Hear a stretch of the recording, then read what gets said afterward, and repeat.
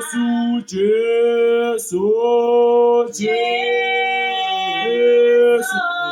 Yeshua, Jesu, Emmanuel, Mazwi, Amazwi, Alina, Nalapu, Balizaba, Haye, Magibi, Zwela, Gorukala,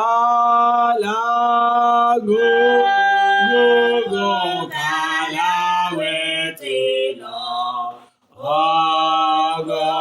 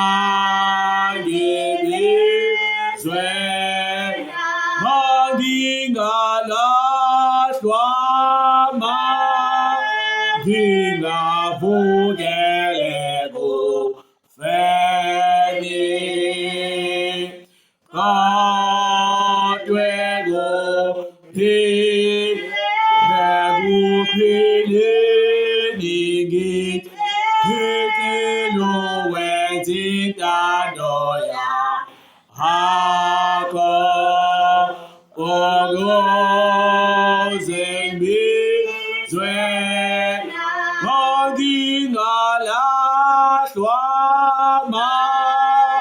ngingavukele kufeni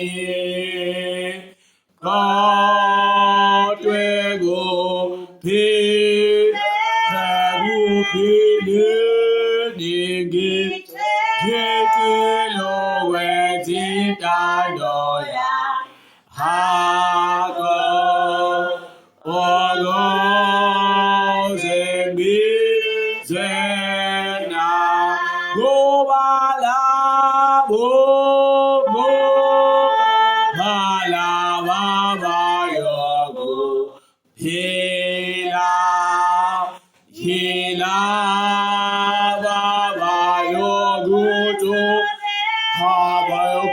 bayokuphila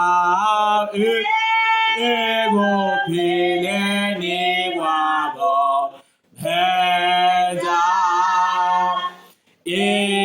intando yakho sindisi wami mawungangidlulile Yesu mangibizwe nakuba labo bayokuphila bayokuthola ekuphileni kwabo phenza intando yakho Mesiyama kungangedlulile Yesu mangibizwe Inkosi mhla ngifika hasi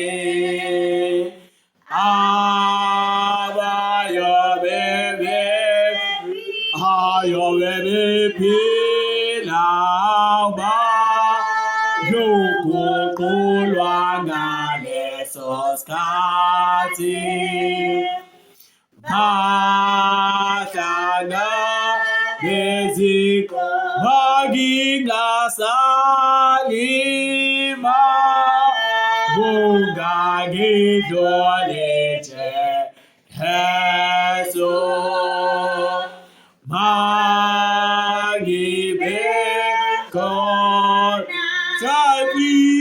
Inkosi mhla ngifika hasi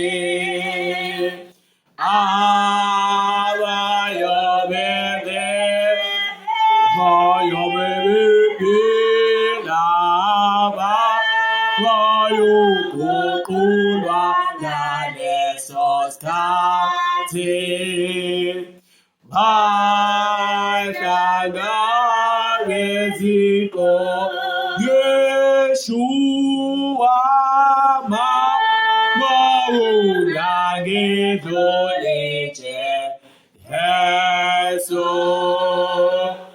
mangibekona.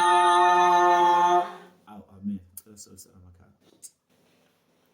Jehova ongcwele mdali wezulu nomhlaba sekuyilelo hora sekulo mzuzu sekuyilo manenjana ukuba size kuwe Jehova siyacela ukuba usivulele amasango ezulu usiphe ukuhlakanipha akungale kokuqonda izinto ezifihlakaleyo usiphe isibindi sokuzikhuluma Nkosi ngongesabi usiphe Nkosi ubuhlakanipha nezindlebe zokulalela izwi lakho, ususe inkungu emehlweni akho ukuze sibone izimfihlakalo nezambulo zakho ngokweso lenyama, siphinde sikhulume izinto zakho ezinkulu uNkulunkulu nomusa ezingafanelekile ukuba sizikhulume. Kodwa siyazi uma si-acknowledge ukuthi izindebe zethu zingcolile, wena Jehova uzohlambulula njengoba mhlambulula no-Isaya Nkosi ngosuku lokufa wenkosi u-Uziya. Siyacela uNkulunkulu nomusa ukuba uthumelele lo kherubhi lakho uNkulunkulu nomusa, libambe Nkosi udlawa, Nkosi ulahle Nkosi i-althari lakho,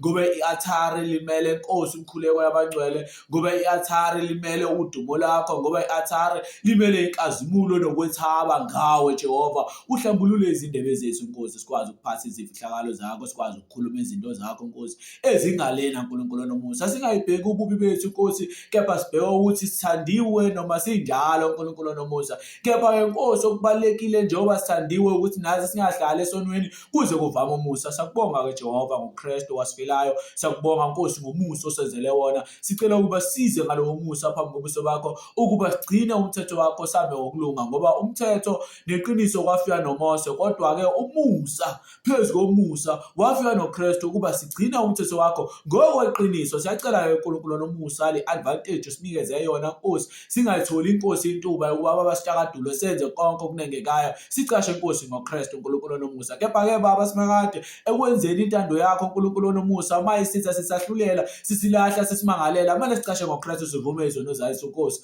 phambi kwakho Jehova, bese-ke siyahawukela ngokomusa wakho wasiphiwa wona Nkosi. Ingcebo Nkosi enkulu esinikezwe yona Nkosi ey'tsheni zethu zokumba eziyimizimba yethu, ngoba thina singuthuli. Uthuli lohlezi lifuna ukuvela uthulini, uthuli lohlezi lifuna ungokwalo, njengoba inyama yohlezi ivuka okwayo Nkosi. Ngisho noma usuyibulele kangakanani ihlale ivuka ogqokweni. Maye kithi Nkosi sesenzele umusa bese sibuyela Nkosi odakeni njengengulube Nkosi, sibuyele emhlanzweni njengezinja uNkulunkulu nomusa. Siyazi-ke Jehova ukuthi usibizele emngcwele ukuba siphile impilo engcwele. Hlala nathi-ke Jehova, sipho ukukhanya okuvela kuwe ezulwini, ngegama elihle lomfeli wethu uJesu Kristu waseNazaretha, manje uzwephathe. Amen.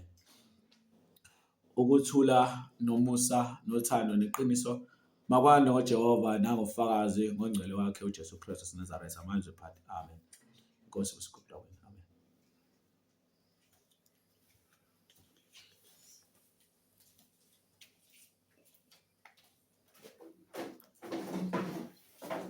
Leli culo noma sengingasaqedanga sesana senqamula lide liyawuthatha nje u-clean 15 minutes lide nje kakhulu, lide kakhulu, kodwa engikusandayo lona leyintshumayelo ephelele, leyintshumayelo nje ephelele.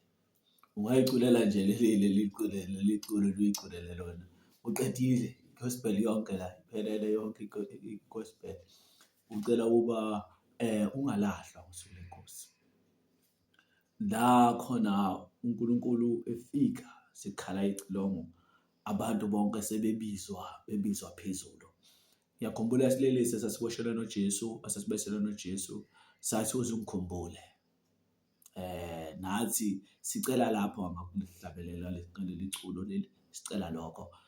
Uthi sebebizwa phezulu, bembethe ezimhlophe. Mawungangidluli Jesu, mangibe khona nami. Ngokukhala kwecilo, ngoba fanele u-understand ukuthi bese bebizwa phezulu, awusani bebizwe phezulu nje, kodwa babizwa ngani? Ngokukhala kwecilongo. Melikhale icilongo, ikobe kuyiliphi lelo cilongo, kuyicilingo lokugcina. Kuthiwa amathuna anjani? Ayovuleka, baphile abafileyo. Nalabo abamgwazayo bayokumbona. Okusho ukuthi akuyovuka abahle kuphela, kodwa nababi bayovuka. Bavukele ini? Ihlazo nokunengeka. Kodwa labo abakhonze inkosi bayovuka bevukele ukuphileni okuphakade. Sithi stanza-ke sesithathu ukuthi abanye bayovukela ekufeni, yibo laba benza okubi, abanye ekuphileni okuphakade. Mise yaqhubeka ethi, Msindisi wami, mawungangidluli Jesu, mangibizwe nami kulo mthemba ozogqoka ingubo enjani? Ezimhlophe. Uthi mangalahlwa, uthi mangavukeli ekufeni, kodwa ekuphileni. Ngicela ukwenza intando yakho ukuze ngibizwe nami, because ngeke uze ubizwe uma ungayenzi intando yabani? Yebo? So ilinto ngizayiculo nje lele ngihamba ngalo. Iculo lele ngihamba ngalo. Ithi ngoba labo abayokuphila yilabo abayokuthobela ekuphileni kwabo benza intando yakho. Labo abayophila yilabo abakuthobela ekuphileni kwabo benza intando yakho. Yingakho uJesu esifundisa ngisho nangamthandazo ethi anothi manikhulekane sibaba wethu osezulwini. Mangcolisa igama lakho. Umbuso wakho mawuze. Mayenziwe intando yakhe emhlabeni njengase. So ukuze nomhlaba lo mbuso uze ufike kuwe uthokozile nawe uthokoze kodwa kumele wenze ini? Intando kaNkulunkulu. Uqhubeke. Uthi mhla ifika inkosi. Mhla ifika inkosi ababo bephila bayoguqulwa ngalesi sikhathi. Bahlangabeze inkosi. Iphinde futhi besiyagcizelela ethi mangingasabi. Uthi emeqhubeka uthi elami igama ngoba kuyobe kanjwa ngelist lapha. Ngoba kanjwa ngelist. Ngoba incwadi yokuphila yobe kanjwa ngelist. Lo melikhala nje ingakho kuthiwa ziyamazi umelusi. Ziyamazi ubaba wazo. So uyena oleziholayo. So ngesikhathi nje likhala ecilongo wonke umuntu uzobizwa. Wonke umuntu uzolizwa. Kunje uzoba kunjenge nge-siren uma ikhala kephi emafemini. Kuyoba kunjenge ngensimbi. Isuka ikhala esikoleni. Wonke umuntu osesikoleni uyayizwa. Umhlaba wonke uzomuzwa. Imagine ngeke ngayithatha ngazakhele sami isithombe. Even though akukho right ukwenza isithombe, yabo? Kodwa just ukuthi ngi-understand fully ngalento engikhuluma ngayo. Uma uNkulunkulu ethi umhlaba uyisinabele senyawo zakhe, shuthi mkhulu. Okay? Umuntu omkhulu ama chances endodana yakhe ukuthi nayo ibe enkulu angathi 100%. Yes. Okusho ukuthi uJesu uma sebuya ngeke abuya ngomzimba womuntu lo omncane. Kodwa uyobuya ngomzimba owumfanekiso wakephi wasezulwini. Because nathi sizothola imizimba eyumfanekiso wakephi wasezulwini. Because lo ola emhlabeni umfanekiso womzimba ophilileyo ongenabala ongenayingcabo wasezulwini. So ngesikhathi ebuya uJesu ebuya ngokomfanekiso kaNkulunkulu. Okusho ukuthi unyawo lakhe ukuvela. Senegal mhlawumbe eSouth Africa iyonke izolibona lolu nyawo. Kanjalo futhi ngeGhana, Namibia, Botswana, Senegal. From Cape to Cairo. From north to west. To east to west. From north to west. To east as well. Yeah. Ningizimu, empuma, ntshonalanga, enyakatho. Bonke bayombona. So ngendlela obemkhulu ngayo. Lithi ke izwi laNkulunkulu uyovela njengelanga liphuma empumalanga lishona entshonalanga. Unjengombani umhlaba wonke uyombona. Hold no. Yeah. Awuthi ngophazi bawethu kodwa uyombona. Labo babephila iyona into bevukele ekufeni. Iyona into eyobathusa labo wenze ukuba babalekele intabelo sintaba welani ikisi nisisezele ulaka lalo ozayo. Ngoba obesefikile indala wethu. Esisumelile indodana yakhe. So ngale liculo ke siyacela. Sizinkosi. Elami igama malingasali encwadini yokuphila. Khumbula ukuhlupheka kwami. Ngilambele ukulunga. Khulunywa yila, khuluma ngama fasting nokudla izwi likaNkulunkulu. Ngilambele ukulunga ngoba ukulunga kukaNkulunkulu kumele wenze njani? Unxanele. Asambe encwadini yalapha abase amaHubo 19. Khumbulani into eyodwa ofana uyazi. Into ehlangana noNkulunkulu, wisdom kaNkulunkulu iyanxaneleka, iyalangazeleleka. Nxaneleka iyalangazeleleka. and futhi yinhle. Verse 7. Mahubo 19 verse 7. Umthetho kaJehova uphelele uvusa umphefumulo. Ukufakaza ngoJehova kuqinisile. Kuhlakaniphisa oyisiwula. Imiyalo kaJehova ilungile, ijabulisa inhliziyo. Umyalo kaJehova uhlanzekile, ukhanyisa amehlo. Ukumesaba uJehova kuhlanzekile, kumi kuze kube phakade. Imithetho kaJehova iyiqiniso, ilungile yonke. Nawu 10. Inxelelekile kunegolide, kuyigolide elihlanzekileyo eliningi. Imnandi kunezinyosi, kunoju lamakhekheba. Yebo, yinto oyilambelayo, and at the same time uma uyidla uyizwe imnandi njengekhekheba lezinyosi. Ingakho ngasonke isikhathi uma uzothunywa umuntu kaNkulunkulu unikezwe umqulu. Siyakubongela siyolikhulu nawe unikezwe umqulu. Ukunikezwe umqulu njalo uma uzothunywa nje kuthiwa nawo umqulu. Uthiwa uma ubamba lo mqulu uthi uma udla, hayi usawunikezwa nje kuphela. Uthiwa uma ubamba umqulu uthi uma udla, uthi uyawuzwa ngaphakathi, uthi uwehle empimbeni, uthi la olimini umnandi njengekhekhe lezinyosi. Kodwa uma wehla ufike ube bitter ubabe. Why ubaba? Uzonqamula izinto eziningi ekhona. Uzonqamela ukunqanekela kwesono, unqamula izikelemu lezi kuhlupha. Uyonqamukela amadimoni akona ngaphakathi asezakheka asezaba nesidleke. Sokuba ushisekela izinto ezinengekayo nje. Umthetho kaJehova. So uyanqaneleka. Uyalangazekeleka ekuhlakaniphisini. Yingakho uma wethu Eva laphayana mesingale chapter 3 siyawuhlwitha nje kuzoba siyakhuluma ngoba into esihlezi sifunda. Verse 2. Owesifazane wathi enyokeni, singadla izithelo zemithi yensimi, kepha ngezithelo zomuthi ophakathi nensimi uNkulunkulu ushilo ukuthi ningazithinti ukuba ningafi. Inyoka yathi kowesifazane, aniyikufa nokufa. 5. Kepha uNkulunkulu uyazi ukuthi mhla nizidla kuyavuleka amehlo enu nibe njengoNkulunkulu nikwazi okuhle nokubi. 6. Obaluleke kakhulu. Owesifazane ebona ukuthi umuthi ulungile ukudliwa nokuthi uyabukeka emehlweni nokuthi umuthi unqanelekile ekuhlakaniphiseni. Yonke into emayelana noNkulunkulu nomthetho kaNkulunkulu, umthetho kaNkulunkulu ulungile, uvula amehlo.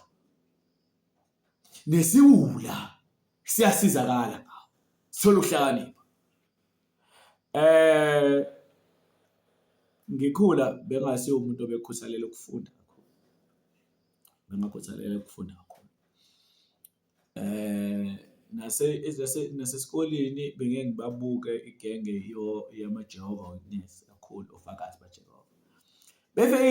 Befeyila lakhe nginingi layo, ayibifeyila ngempela nje iningi layo. Kodwa when it comes to scripture, impela bayimesile. Even nabanye bama-charismatic church la abanye bama-tent, so to say, bama-tent. Ngizosho kanjalo ngoba mengithi abasindisiwe ngi-exclude, ngiba-exclude futhi nabanye abantu abangakholwayo ngathi abasindisiwe nabo bebesindisiwe. So ifeyila bekhe ngise ngibuza ukuthi nilala kanjani ngoba niyakwazi ukufunda iBhayibheli. Manje nifunda iBhayibheli anifundi ngani incwadi? Nazo zibe kanjalo njengeBhayibheli. Kodwa ngithe sengilifunde iBhayibheli ngafunda okuningi. Manje ulwazi nokuhlakanipha mina ngiya-attractor, kuyayizela kumina. Akusele mina engiyakho. Sekuyikona ukuyizela kumina. Kuya-attractela wona, kuyizele niyo kukona. Kale manje nje manje ngizongena thempelini, ngivula u3 sengiyacela. Ngivula u3 kuyesepisi 3. Ngizwa indlela echazwa ngayo nje ngecyber internet yazi what knowledge. kuba ngiye enkonzweni ngabe ngiyayihlalela lento, ngiyihlalela nje ngizwe ngilalelisise kahle. And bachaza ukuthi i-AI sikwazi ukuthi i-interpret-e i-language yeyilwane. Yebo, njalo ngibhizi mina bana ngingena enkonzweni kodwa sekukhona knowledge eseliqhamuka nje. Ngiya-attract-a ulwazi, usuya-attract sekuyilona ulwazi olufuna wena, akusebe wena ofuna ulwazi. Akusafani njengaqala nje ngisafunde iBhayibheli la khona engangifuna amaphepha ofakazi baJehova, ngihambe ngemigaqweni ngilifunde ngiqede bese ngiyahamba ngofuna elinye emgaqweni ngizulazula. Bengisephanithani ngiwacoshe la ekubona emgaqweni ngibheke okuye ama-topic abo ngafunda. Ngoba ngakuyimina ngilambele ini? Yes, ukulunga. Then ulunga sekukumina manje, sewudecide mina ukuthi ngabe ngiyaphila ngokulunga. Because yonke into uNkulunkulu ukubekile, wasesikhetha. Khetha okuhle noma ukhetha okubi. Kodwa ukhetha okubi uzakufa. Kodwa ukhetha okuhle uzanyana. Yes. Umthetho kaJehova unjalo. Bese aqhubeka naso-ke lokhuzana ehlabe iculo leli. Lethi-ke khumbula ukuhlupheka kwami. Ngilambele ukulunga. Ngikufuna ubusuku nemini. Hayi nje just ukuthi ngifuna ukuthi ngithole ulwazi ngoNkulunkulu bese ngilwa nabantu. Ni-correct mangirong. Angilwi mina nabantu bengishomayo nhlobo.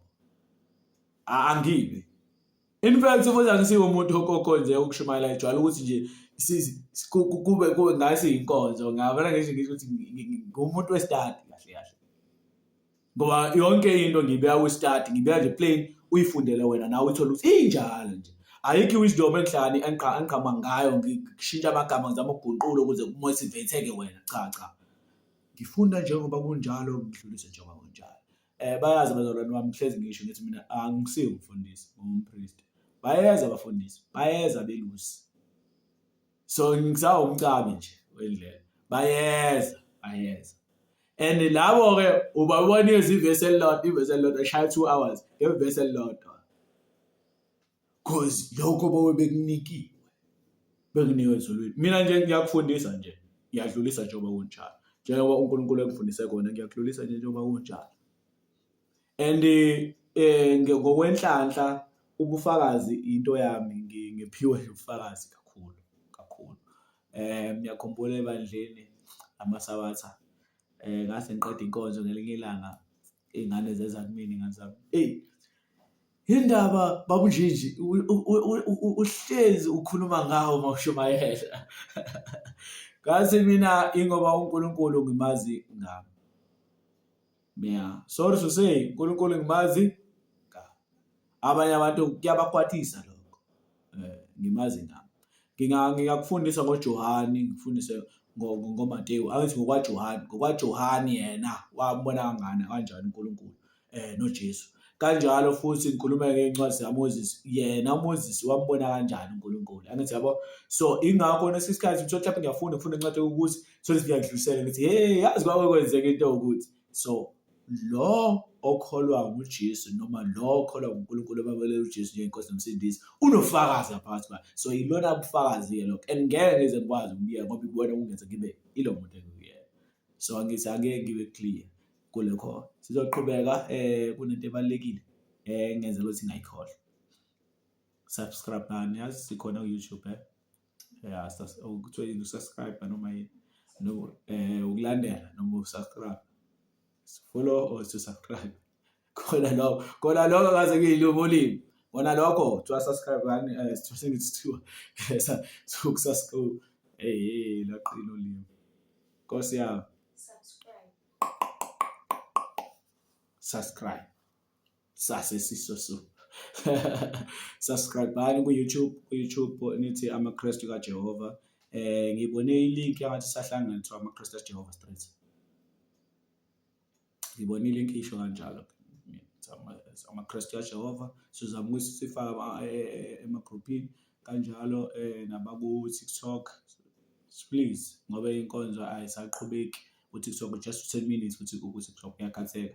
Just go to YouTube, subscribe amaKristu kaJehova uzothola inkonzo igcwele. And please mani subscribe nibe abaningi nenza ukuthi ama-viewers abe maningi. Ama-viewers beba maningi nenza ukuthi i-trend ibe ningi.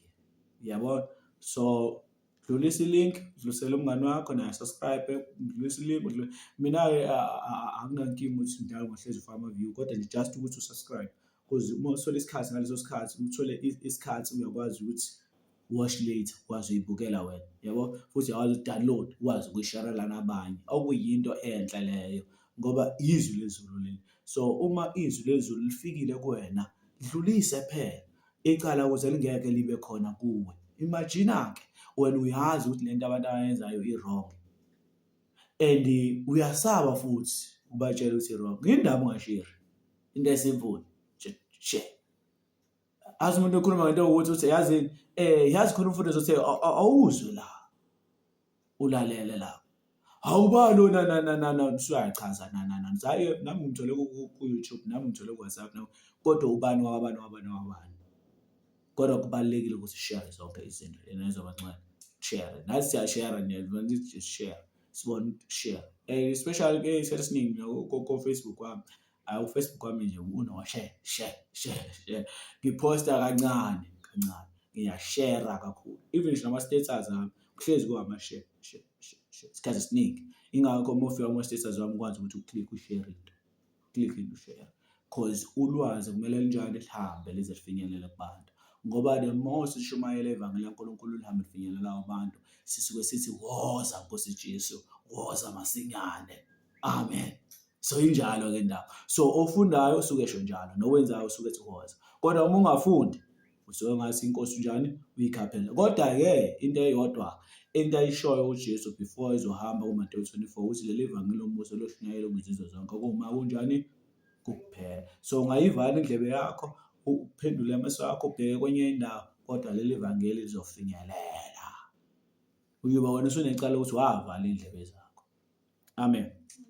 So into kanjalo nje sizameni ukuthi sifundisane ngamahubo, siphane ukuhlakanipha, sikwazi ukuba sikhule enkosini. Liyaqhubeka liculo lisho ukuthi ngikufuna ubusuku nemini ngiyenza intando yakho, ngoba ikona okubalekile.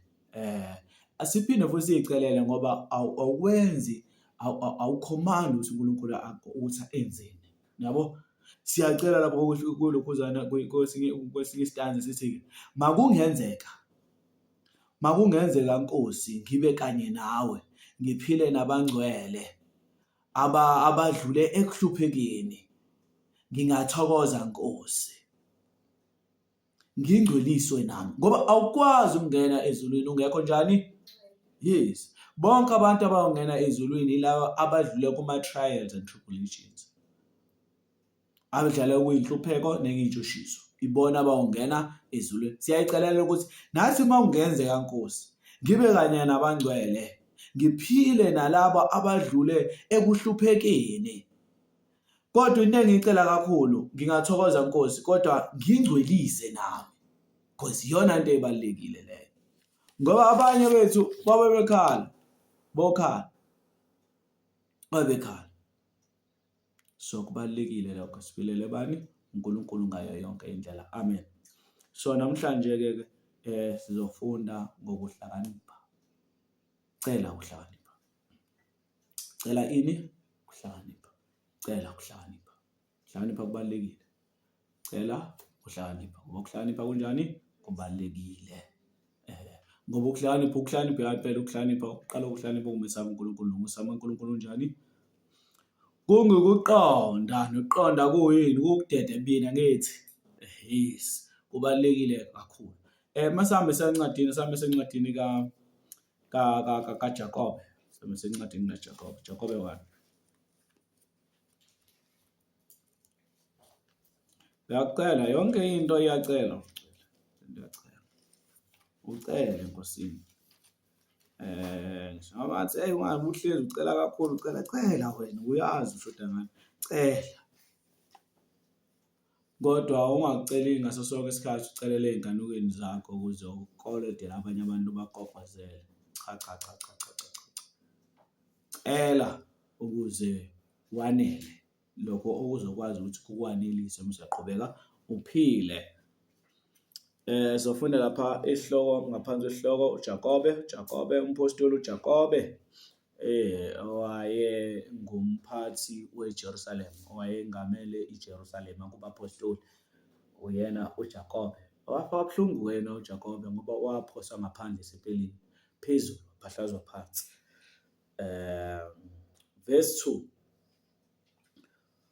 ukuyala ngezilingo. Bazalwane bami, nxa nehlelwa izilingo ngezilingo, anothi kungukuthokoza kodwa. Nazi ukuthi ukuvivinywa kokukholwa kwenu kuveza ukukhuthazela. Same thing as same words wathola-ke kubaseRoma 5 verse 3 siye sabafunda impela ukuthi-ke ekuhluphekeni kwethu kuveze ini? Ukukhuthazela nokubekezela ukuze umazi ubani? uNkulunkulu. Okay, verse 5, kepha ukukhuthazela makube nomsebenzi opheleleyo ukuze nibe ngabapheleleyo nabangenacala abangasweli lutho. 5, uma-ke kukhona kini oswele ukuhlakanipha, makakucele kuNkulunkulu obapha bonke ngobuhle, engajakadi, khona uyakuphiwa. Kepha makacele ngokukholwa, engangabazi ngalutho, ngokuba ongabazayo unjengamadlambi lolwandle eluqhutshwa ligujiswa ngumoya. Ngakho makangasho lowo muntu ukuthi uyokwamukeliswa utho yiNkosi. Umuntu onhliziyo mbili, oguquguqukayo ezindleleni zakhe zonke. Umzalwane ophansi makazincome ngokuphakama kwakhe.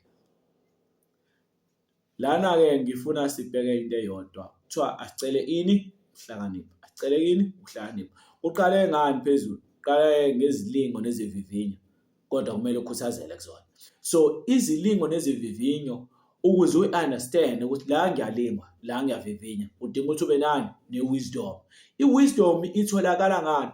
Ngokugcina umthetho kaNkulunkulu. Angithi umthetho kaNkulunkulu oletha i-wisdom, ohlala njalo uhlaniphisa umuntu, angithi?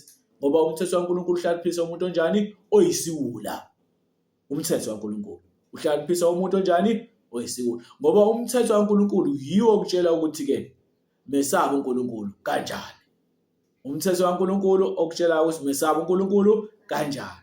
Kanti ukuhlakanipha kuyini? Kungumesaba uNkulunkulu. Kanti umthetho kaNkulunkulu uwona okutshela ukuthi mesaba uNkulunkulu kanjani. So ukumesaba uNkulunkulu kuyini? Kuwuhlakanipha. So uma ufuna ukuhlakanipha kumele wenze njani? Ugcina umthetho kaNkulunkulu. Ingakho kade sifunda incwadi yamaHubo ithi umthetho wakho ulungile. Uhlakaniphisa onjani? Oyisiwula. So umthetho ohlakaniphisa umuntu onjani? Okusho ukuthi uma ugcina umthetho uba njani? Niyayizwa lento? So lento ihlangene-ke manje. So uyazi ukuthi uma ucela ukuhlakanipha, okusho ukuthi ucela ukuqonda imithetho kaNkulunkulu. And uma usuyigcina imithetho kaNkulunkulu uzoba ngonjani? Uhlakaniphile. Angani ngiyobuza ukuthi umsaba uNkulunkulu? Yes. So uma unesizwe lo uhlakaniphile, uyamesaba uNkulunkulu. Ngoba isiwula sithi uNkulunkulu kanjani? Akekho. Senze ungathanda isiwula. So la ezilingweni ezikuhlaselayo nesivivinyo, uma uhlakaniphile uyabona ukuthi umoya womlingi. So lithini izwi laNkulunkulu lithi umoya womlingi uma uvukela ungayishiyi ini? Yes. Okuqala ukuze ube rooted, kudingeka into eyodwa ukuthi uhlale njalo wenza njani? Ukhuleka. Washela njalo uJesu wathi, "Khulekani ukuze ningangeni kephi?" Yes. Bakhala bathi umoya wayo kuthi uyavuma kodwa inyama injani? Thatha. So uJesu ezobethelwa wenza njani? Wakhuleka ubusuku bonke ukuze azokwazi ukuqotshelwa noma ukuqiniswa kwilempi azobhekana nayo. So ngingixoxele nje ngoJesu kancane. uJesu yonke impilo yakhe yayimayelana nentaba. Ekuseni uma ezoshumayela uqala entabeni. Intshumayelo yakhe yokuqala esithola intshumayelo yakephi? And ayikho intshumayelo epowerful njengentshumayelo yakephi? Uma ezoqeda usuku usengenile imizi washumayela wenza konke, uphinda abuyele kephi? Eyosubmitha. Namhlanje ngene kaSibanibani, ngafica uSibanibani nosbanibani balamukelile izwi. Umuzi ongalamukelanga ilo nalo. Sikuthathaphi lokho? Sikuthola-ke ekwimizi engenile yaseKawa engenile kuyona ngicazwe chapter 11 koKhaphanawomi bengaphosisi yaseKhaphanawomi.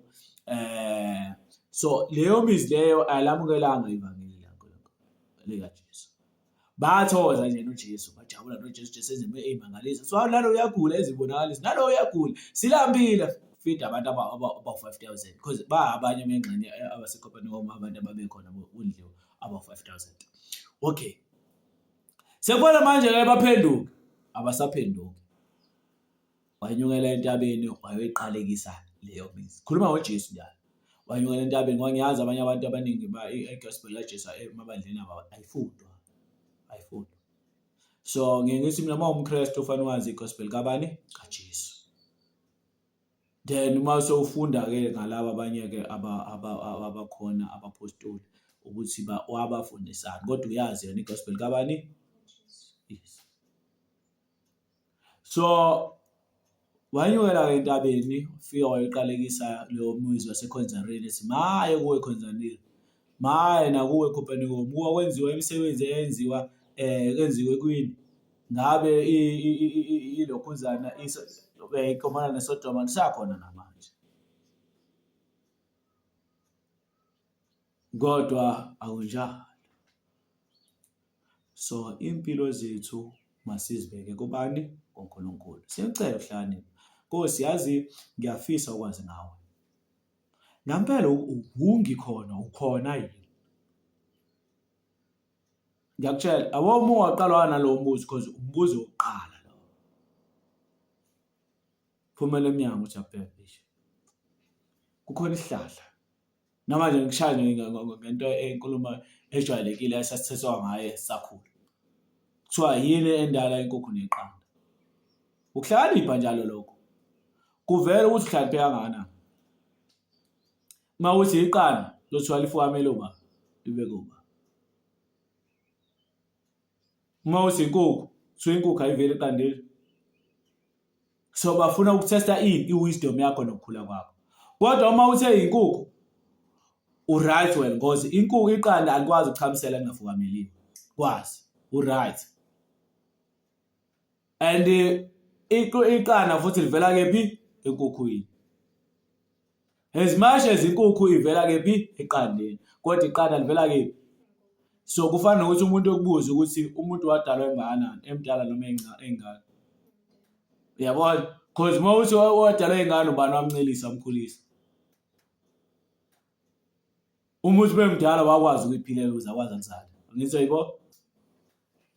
So ikanjalo izinto uzibuza imibuzo uqale kuphenduleke kwimibuzo eminingi. Phenduleka. Uthi uma sofika koTesalonika uTesalonika 10 bangaphosisa ngithi u10 verse 12 bangaphosisa nakulapho impela. Ethi-ke manje Israel uJehova ufunani? Abo usufike lapho, hayi usushayisike kona sogcina. Ngicabanga ukuthi unazi uyakhumbula ukuthi njalo besigele imizi siyaqala sibafundise uNkulunkulu. Sibese sibafundisa ukuthi uNkulunkulu ufunani. Esiqede ukubafundisa ngoNkulunkulu ukuthi ufunani kubona bese siyabatshela ukuthi yazi-ke ukuze uqualify kuzo zonke lezi zinto eziyintando kaNkulunkulu uyenze intando kaNkulunkulu ngoba mina nawe siyazi ukuthi besiphila kanjani. So samdinga uKristu ukuthi konke lokho simone ngakho uNkulunkulu ngoba akakhohliwe ukuze sizokwazi ukuthi sithethelele. Athi ngithi uJesu ungena lapho ungumlamleli ngezono zethu. Yena ngaye uJesu senzelwa umusa ukuba sibusane noNkulunkulu siphile impilo engcwele. Manje pho amacala ami azosuswa kanjani? Qala ngento eyodwa ukuthi wamukele uJesu njengenkosi nomsindisi bese uvuma izono zakho. Uma uvuma izono zakho sobe sesihamba-ke siye emfulweni ufike ubhabhadiswe kumanzi ahambayo. Uma wabhabhadiswa wena lapha emanzini ahambayo, insila yakho yokuqala yonke yezono zakho yobe ukhuculiwe uzobe usuyisidalwa esisha manje enkosini. Usuphelele inkosi ngokwenza ini? Intando yayo. Ngalokho uma usuphelele inkosi, umoya ongcwele uzoba igadi kuwena, uhlale ukufundisa. Uthi ucabanga ngephasini umoya ongcwele, cha, awuyilapho. Uthi ucabanga ugqoka isigqebhe, uthi cha, awuyilapho. Uthi ucabanga ugqoka full black, umoya ongcwele uthi cha, awuyenzela yonto. Uyacabanga ukuhloba nanani uthi umoya ongcwele, never to the neverland. And abantu abangenawo umoya ongcwele anginandaba ukuthi mina ngizothi ngiyakuhlulela, bayawuthanda ublack. Awanje umuntu ongalizwi izwi laNkulunkulu la black.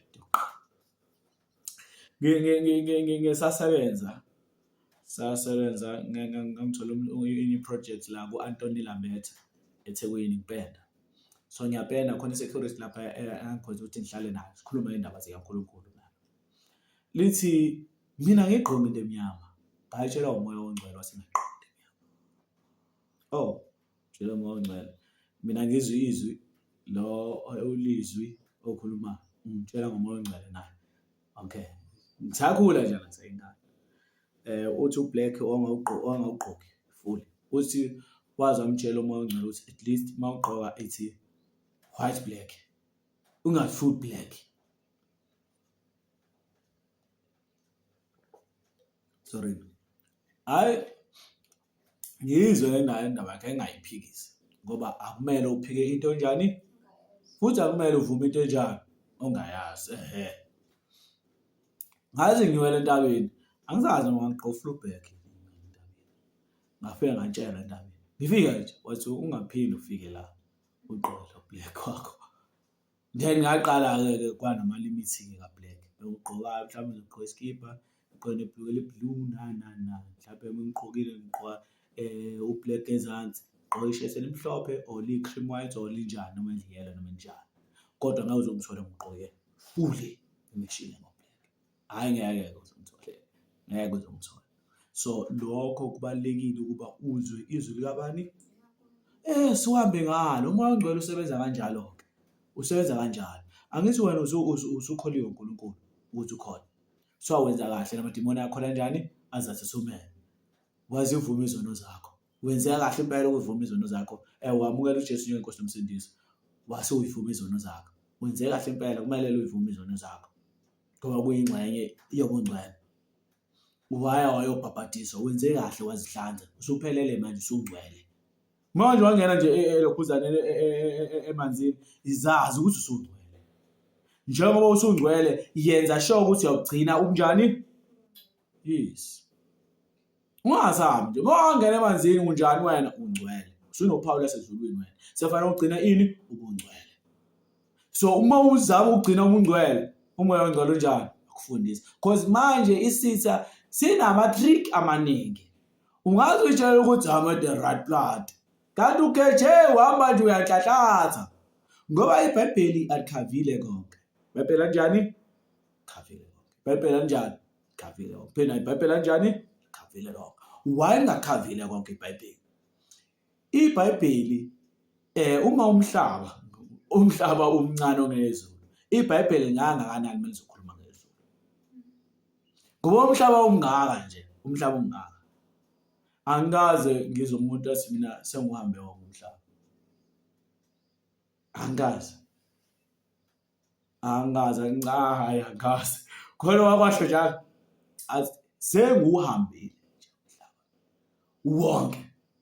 Ngoba kukhona indawo ngeke uzohamba. Ngawe abake Greenland lapha phezulu eGreenland. Mawudlula lapha eAlaska lapha phezulu, udlula lapha eAntarctic. Akiwa lapha. Bowuzohambela umhlaba, ufanele sikubuze ukuthi uyileni wayibona i-ice wall. Uyazazi isekelo zomhlaba ukuthi zimile ikhonkwane. Waphela ikhonkwane zilapha siqala. Phezulu. Sefanele uphinde udwebe ufike lapha eSouth Africa, udlule ushone ezantsi. Obheke kwesini. Ngoba zini, uphinde ubheke eMiddle East, ushone le uqede iMiddle East, obheke isikhonkwane sakho. Uphinde udwebe ushone le eWest. Uyobona isikhonkwane sakho egcineni. Then washo ukuthi hayi cha. Sengiyakubona ukuququza phakathi kodwa nje ngoba usuyazi isekelo zomhlaba. So I understand. So lezi zinto kumele sizazi ukuthi izinto engeke zi-impossible. Abanye abantu bethi-ke iBhayibheli liphelele iBhayibheli for usindiso lakho. Angiphindi. iBhayibheli liphelele for ini? Eliyigxathu losindiso lakho. Liphelele for igxathu lani? Losindiso lakho. Angiphindi. iBhayibheli liphelele for igxathu losindiso lakho. Kodwa ukuhamba usindisweni lakho sewususebenza ini? Umoya ongcwele. Ingakho uJesu ethi bengisenokuningi ebengakufundisa kona. Kodwa ngeke uqonde manje. Kodwa manje sefikile yena. Uyabona ukuthi umsebenzi walo kamoya ongcwele. Okusaqhubeka alikithi. Yazi umoya ongcwele ukexoxele indaba enkulu kabi. Usayithamela usahamba nayo le ndaba lenkulu. Wena vele ngoba uyazi usegcine le ndaba uxoxela ufanele uxoxela abantu. Bese kuneze ivesi elilodwa. Endabeni engaka asilithi ivesi elilodwa. Yabona indaba yabafileyo ukuthi uJesu wahamba esefile eseqedile ukwesela esibhabhanweni osokuqala evukile wahamba oyezweni ofileyo wahlisa ilokhuzana ihlusulelo zawalasha kuSathane ukhiwa walasha ubusiso wakho kaSathane wafika shumayela ivangeli ngabafileyo ivesi elilodwa khona lalokho. And abantu bamtshela ukuthi uma ungcwele uyipatriarch noma uwumuntu ayavela uma uyipatriarch umuntu obambe leso sizinda noma isibongo sakho uyahamba ushumayela ivangeli ngabafileyo. Engakuphikisa umdonsele lelo vesi elilodwa akudonsela inqwaba yena akuphikise just challenge. Miyeke usayingane usakholela evangelini lokulwa miyeke usayingane usakholela evangelini lani lokulwa. So umuntu osakholela evangelini lokulwa ungamtolerate too much ngaphandle komuntu obuza willingly mphendule. Mina isikhathi esiningi ke kubantu abakanjalo ngivasane iBhayibheli ngilivala ngikhulume nje naye general ngiyalivala. Ngenzelani na ukuze iBhayibheli lingaphumi kumina iwisdom kaNkulunkulu ingaphumi kumina ngeBhayibheli. Ngoba iBhayibheli uma waqala walifundela ukulwa nokuphikisana iyaphuma wena kuphuma kuwena ukuba ulisebenzise as ingxenye yokuphila kwakho. Kodwa ulisebenzisa as into yedebate okuveza ukuthi knowledge unayo kangakanani. Yazi abantu esikhule nabo ezwini laNkulunkulu manje bacishile because bebekholelwa into eyodwa ukuthi kumele beveze ukuthi abanye abantu abazi kangakanani bona bazi kangakanani. So uma ungabatholi abanye abantu abangazi umucabanga uzoqhubeka cha uzogcina usubhoreka. Ufana nencwadi zikaDaniel, incwadi kaDaniel nencwadi yesambulo. Abanye abantu abafunde ngeprophets seziyababhora nje. Mawukhuluma ngeprophets zona ahlalela ukuthi akulalela ukuthi wena uthini. Mewasha kuya correct. Owathi akasathanda ukuba afunde. And uyabhilivela ukuthi ayikho into entsha ongamfundisa ngayo ngesambulo la ngoDaniel. Ngisho nokuthi uNkulunkulu ukubambise ivesi elilodwa lapho ushumayele ngalo.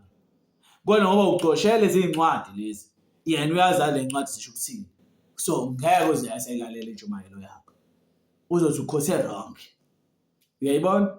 So ngoba usebambe lokho akubambile bazalwane. uPaul usho njalo uthi angisho ukuthi nami sengibambe konke. Kodwa ngiyakhohlwa ongasemuva ngijonga unjani ongaphambili. Mhlawumbe ngaze ngifinyelele kubambeni lokho uKristu wangibambela kona. So ikanjalo abangcwele asizameni ngayo yonke indlela. Sicela ukuhlakanipha ukuze sokwazi ukuqonda ukuthi izilingo lezi. Makuyizilingo lezi hlakaniphile awumasilipo. Phela uma uhlakaniphile ngisho nasempini uyakwazi ukuseklishiphi. Uhlakaniphile. Engakho abantu bempi udinga ukuba umuntu ola uhlakaniphile. Ngoba uma ungahlakaniphile uzoza ngamandla njengogoliathi. Uzoza ngamandla njengobani? Goliath. Yes. uGoliath wayeze ngamandla. Kuphela. And umuntu onamandla isikhathi esiningi ulekha ini? Wisdom. Umuntu onamandla ukulekha ini? Wisdom. Kanti umuntu owise unjani? Unamandla ekuhlakanipheni. Ngoba uyakwazi ukuthi akushaye ngayo yonke indlela. Ikhombula izindaba sasikhula ngazo zeinganekwane. Sixoxela ngebhubesi kanjalo nonogwaja. So ibhubesi-ke likhokhelwa njalo libanjelwa ukudla lilethelwe ukudla nani waze wakhala nogwaja sengikhathele indaba yale bhubesi njalo lihlale seselikhokhela. Wase yalithatha lisa emanzini. Angithi lize ngamandla lona ibhubesi. Wase yalikhombisa libeka etsheni phezulu wathi walibona khona libhubesi enjengawe. And alikwesabi. Lingitshela ukuthi angikwesabi. Wathi libi lelo bhubesi enelisi mina ngikwesabi ngiyoyimina kuyinkosi. Uthatha ambeke etsheni ambusa phansi lapha emfuleni ubuyisela ibhubesi. Wathi uzolibona lento ozoyenza ezokwenza. Lalela labona isithunzi nalapha naliveza amazinyo. Lathi yabo angikutshelanga. Ngakutshela phinda futhi athi wathi methi idladla nalo laphi leli semanzini. Wathi hayi thela kuyena phakathi la. Uba unqobile la nogwaja. Ngani? Lo unqotshiwe ngani? Ngokuthi unamandla. Kodwa anayo ini iwisdom. So inganekwane sesifundiswa lokho ukuthi kufanele njalo uhlezi uvulile ekhanda. Kufanele njalo uvulile ekhanda. Awuthi njalo uma uqhamuka namaqhinga uthiwa unamaqhinga ukhalulu. Unogwaja ukhalulu. So uqhamuka namaqhinga akakhalulu. So kubalekile lokho. And kwi-knowledge futhi wazi ukuthi kwi-knowledge wazi into eyodwa ukuthi-ke kumele uzithobe ngoba akukho qili lathi khosa kephi because abanye abantu bathi bahlakaniphile kanti bayamaqili nje. Uzothiwa ubani uhlakaniphile. Yazi umuntu oyiqili usuyesula kanjani? Ngoba uze nimbone ukuthi uyiqili nambamba. Kanti uhlakaniphile futhi ukuba uyabanjwa ngalokho. Asiqhubekeni. So kuyasiza-ke ezilingweni ukuhlakanipha. Ngoba ezilingweni uyakwazi ukuthi-ke u-understand ukuthi okay lempi kanje. Kumele ngihlobe ini izikhali zamaKristu ukuze ngizozabalaza ngosuku lana lenhlophelo. Sengizabalazile ngime. Yingakho la kuthiwani ubusisiwe okhuthazela ezilingweni nasekuhluphekile. Yabo ngoba uthe elingwa wakhumbula ukuthi nginenkemba mina esemlomeni. Inkemba eyini eyizwi laNkulunkulu. Nginesigqoko esikhanda lami okuyitsindiso. Yabo nginesifuba sensimbi esilanga esiyithemba. Angeke ngize ngene kulolu bishi ngifele kulona ngoba uNkulunkulu uthembisile ukuthi uma ngime ezweni lakhe ngizophuma la. Uyangena unesivikelo lapho sezinyawo angithi inyawo zakho igqokiswe yini? Yes, uNkulunkulu akubusise. Ngoba ithini incwadi kaBaseroma 10 ithi bheka zinhle inyawo zomuntu oshumayela ivangeli ezintabeni. Angithi bheka ubuhle bezinyawo zomuntu oshumayela indaba ezinhle ezintabeni. No-Isaya futhi uyasekela. So kubalekile-ke lokho ukwazi ukuthi-ke umoya wempilo uhlobile. Ufake i-armor of God. Ufake uhlome ngezikhali zamaKristu. So uma uhlome ngezikhali zamaKristu usempini. Inhlupheko nentshutshiso yimpi leyo. Usasana esifakele inselele ngayo ukuthi ngempela yini siyakholwa ukuthi singamadodana kaNkulunkulu. Siyakholwa yini ukuthi ngabantwana bakaNkulunkulu because iyona into eqalayo lapha. Once wamukela uJesu inkosi nomsindisi wavuma izono zakho usuke seyazi ukuthi-ke indlela yokuthi ngikhiphe embusweni wezulu ukuthi ngilwe nawe. Ngezilingo nje. Ngezilingo. Izilingo zifika enyameni yakho. Ugule enyameni yakho. So ukugula kwenyama yakho kumele ukhumbule incwadi eshiwo uHosea engiyayithanda lethi esiNkulunkulu ushayile, uNkulunkulu usijengulile. Kodwa masibuyele kuye ngoba wesiphilisa ngosuku lokuqala nangosuku lwesibili nangosuku lesithathu. Uyakusigcoba ngamafutha omusa. Masibuyeleni kubani? uJehova. Sijonge ukumazi, sijonge ukungena kwakhe nokuphuma kwakhe. Sathi ulokhuzana 6 lo. Hosea 6 ngiyakuzisa. Simasibuyele enkosini. So inkosi-ke iyakushaya vele. Yes, uma wenza okubi nje cha njengoyise nomzali. Kanti sifunde incwadi kaJeremiah izolo. Sikhumbula incwadi kaJeremiah sifundile izolo. Kuthiwa-ke mengalela izwi laNkulunkulu yazini into eyodwa ukuthi cha inkemba iyeza. Inkemba endlini indlala nani futhi enye nesifo. Inkemba iyeza kodwa. Uyibone unyama nambana kunabantu nje uyiqoqo nje abantu bekuzonda nani. Ungazi ukuthi wenzeni. Ngisho noma becula uthi uyangena phakathi hey wena uyakwazi uJehova ukwenza lokhu kwenyama nambala ngoba awugcinile ini umthetho wakhe. So uyazoneka kubantu. Kodwa uma ushumayela ivangeli laNkulunkulu uphelele uNkulunkulu uzondwa laba abangakuthandi uNkulunkulu abazonda ukukhanya. Isikhova asikuthandi ukukhanya. Kodwa manje kuphoqwa isimo ukuthi siyaphila emhlabeni. Kumele-ke sihide, sicashe makunjani makukhanya. So wena uma uzofika u-expose, usikhanyisele esihleli khona emgodini wazo, usikhanyisele la ehleli khona esidindini sayo ukuhlabe ngelight. Umuntu asothoza ngeke. Sohlulwa into eyodwa ukuthi asikwazi ukushaya. Uma sikwazi ukulwa solwa nawe sikushaya. Kanjalo-ke nabantu abathanda ubumnyama. Uma nje wafaka ukukhanya kuyizwi lanjani labani laNkulunkulu, ngoba uNkulunkulu uyasho ukuthi izwi lakho uthi uDavid uthi izwi lakho lisibane enyaweni zami. So kumele-ke silonde izwi likaNkulunkulu, si-understand ukuhlakanipha. Ukuhlakanipha-ke kuyasiza when it's come to judgment. Ukuhlakanipha kuyakusiza when it's come to judgment. Izona sithe ehloleni omoya, sike sakhuluma ngokuhlola komoya. So ukuze uzokwazi ukuqonda, ngoba izinto eziningi ezikhona manje zibukeka zi-godly like, kodwa in real life or in the spiritual world azikho godly.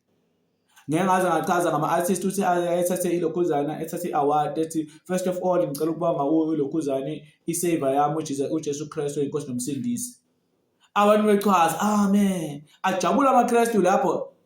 Kodwa uma uyabheka izingoma aziculayo kwayiyona le-nomination afakwe kuyona, i-category kuyona, ukhuluma kwakhe lapho kwi-category kuyona, yingoma yakhe. Yes. Wake wathi omunye umculi wawo lo mfundisi I think it's umfundisi. Kukhona le ngoma abayicula nothi naye uJesu ufike kuseni sebethi beqedile ngawo. Angazi uba igama lakhe. Awu ni njengami nikho kakhulu gospel niyalalela ndlule. Okay. So uma award. So mafika kuma award kuhanjwa ku red carpet. So sichazelile ama red carpet. Sichaza ngithokozela namhlanje ukuthi kukhona umuntu okwazi ukuthi amkhumbuze ama-homework ngasho ukuthi ngisazobe ngifundise into ukuthi wakukhumbuza cha last year ngo-August 2029 last year. Yazi ngijabule kanjani ngikhumbuza ukuthi kune-homework but ngangafundisa kancane uthisha phela kodwa ngiphinde ngayinela umzalwane wami. Ngiyabongela uGod. Ngiyawathanda mina into kanjalo izimbuzo. Ile nto engiyi-enjoya kakhulu ongiqhubekela. So lo mayefika bedla ku-red carpet, ku-red carpet uyabuzwa-ke ugqokise ubani kanjani, mucabanga uzosasa amangaki, ama-award, i-performance yakhe izobe injani, yabo? Abantu bavotele kanjani, yayibona leyo nto. So ayabuza ugqokise ubani, asho athiwa uthini ngalolu suku namhlanje, ngentimi yanamhlanje. Kwathi ngiyamangala ngendlela osisi bami abagqoke ngayo enkosini, ngathi abasisi bami basenkosini ngendlela abagqoke ngayo ngathi abakholwa nto. Cabanga onthokoze mama obani ofikile Mlomo, special fikile Mlomo, obani abayi futhi nomunye umama osephuma esandleni kaJehova, Rebecca Malope uyaphuma. Umuntu osabhalansile nje ngasekugqokeni uyena uhleli ngomhlaba usagqoka ngesotha uyazazi ukuthi ubani. Bashaya into enomqhewu la uyabona ukuthi hayibo wawusu Israel nangu Israel ezoqhunjwa phansi. Shaya umqhewu osuka phezulu esiqheni kuveza amaqhezu ezinqa kuya phansi. And then uzositshela ngoJesu wena. Come on. Hayi ngeke baningi oJesu phela. Nosiza bathi sizabhokya abangaphosisi naye uJesu. Notamuzi naye uJesu. Baningi oJesu abakhona. Kodwa oJesu lawa bakhona abanawo umthetho. Ngoba akusibona abavela kuNkulunkulu, abakutshela ukuthi yenza intando kaNkulunkulu eyimthetho kaNkulunkulu. And labo Jesu labo ibona uJesu ayobatshela abantu ukuthi cha anginazi mina. Shisho benikhonza abanye uJesu. Ngoba yothi ngomhla uphela Nkosi asiprofesanga ngegama lakho. Sakhipha amadimoni ngegama lakho na. Uyesukani nina esuke siyosukani bezikobu angikaze nganazi. So aza kumention ukuthi ke lo owenza intando kaNkulunkulu ubalekile embusweni wezulu. So iyabona lokho sibaleka kanjani.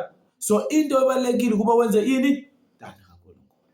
Iyona ezokwazi ukuthi uwazane noJesu akwazi wena. Ngoba into edala ukuthi uwamukele uJesu nenkosi njengenkosi nomsindisi ukuthi ukwazi ukwenza intando kaNkulunkulu. Kuphela uJesu wazalwane asimkhonzi thina singofakazi. Siyafakaza. Asimkhonzi uJesu thina siyafakaza ngoJesu. Ngoba uJesu wathi mehamba wathi nizoba ngofakazi bami ezizweni zonke nasezweni lonke. Ngisho noma isilo sesilwa. Suka-ke sohlela emhlabeni sesihlele emhlabeni sehlela kwinzalo wesifazane kulabo abagcina ini umthetho kaNkulunkulu benofakazi ngobani. Ngoba ufakazi ngoJesu buyini buumoya woprofetha. Nabo so uma ufakaza ngoJesu ureceive umoya ongcwele. Umoya ongcwele umoya wani?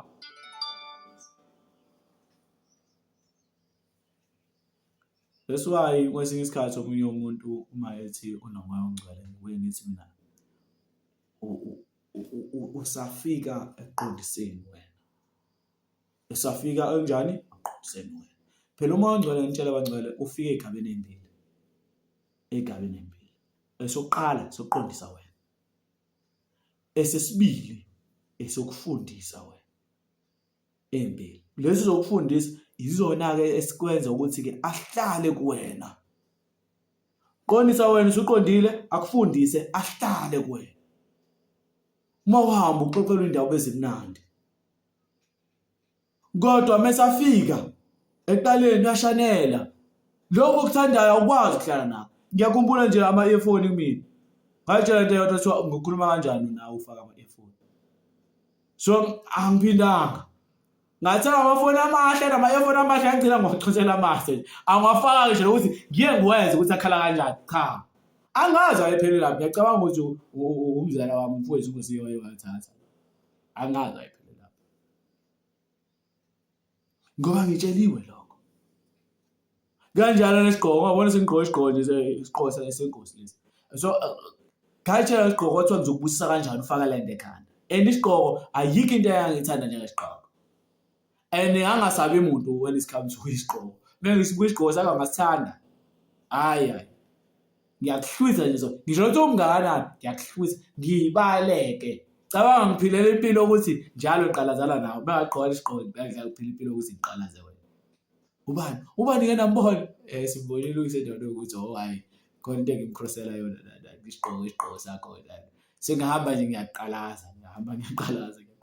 Ngiyakhumbula omunye wayenesigqoko ayesithathe kumaphoyiseni sasilike sinesithombe ngakhona njalo bazalwane asandalayo sasinesithombe la se9 mm 99 isibhamu sesiba necartridge la ngihlaba ngamhlwisa sona wayengizengela emdala kunami ngimsa engizengela sifuna singijwayela kabi kodwa angihlalela umbalekela mengihleli nje lapha sanethi imbili ngihlala ngiyathalaza ngiqalaza record ukuthi uqhamuka ngakephi noma ngesikoleni ngiqala class isigqoko esikoleni kwanginothi ngiyafunda isigqoko okusoshaka bawengizingela ngayo yonke indlela kodwa ake sigqoka khona bathi sikhiphe ngespeed leyo ngiphila leyo mpilo leyo kodwa kwathi mase kufika izwi laNkulunkulu lakhuluma kwabangayi ngathi ngiyabheka ama-Kway abane ngwayekuthathe kubantu imbaleka hayi usiyangwantshela cha ngangwathatha nje imbaleka kodwa kwakhona ezinye zangimusifaka esikhwameni ngihamba ngisikhiphe esikhwameni saso sakhona onami naye beqoqa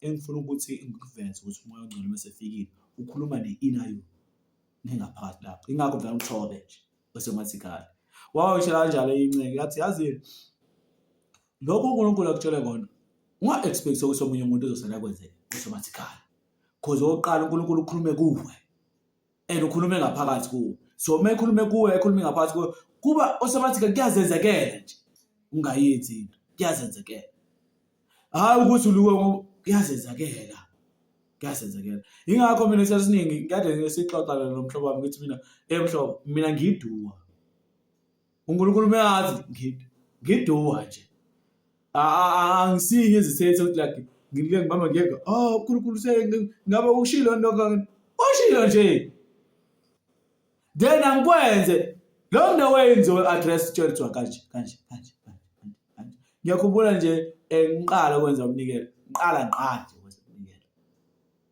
Ngahamba ngawothenga imbuzi emaplazini, bathi ayibheke ukuthi njani imbuzi. Ayibheke imbuzi, injani clean, ayinayo izinto ey'nkulu. Ngiyakhumbula ngalezi mbuzi lezi kuthiwa ama-bastard. Mnandi la zinempondo ey'nkulu, zinamakhala athanda ukuba bomvu, imhlophe, iba imfishane nje. Saza kephi ilizwe, yabo. Ngayibheka, ngayibuza unyaka wakho, kuthiwa inonyaka owodwa angiyibuzi, ngathi ngayibuza impela. Bathiwa inonyaka owodwa, ngayithenga, ngabuya nayo. So sayibeka ekhaya, yadla.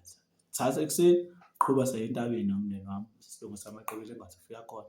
Ngayitshela futhi, ukuthi uyabona-ke la, fanele akhe ama-althare amabili.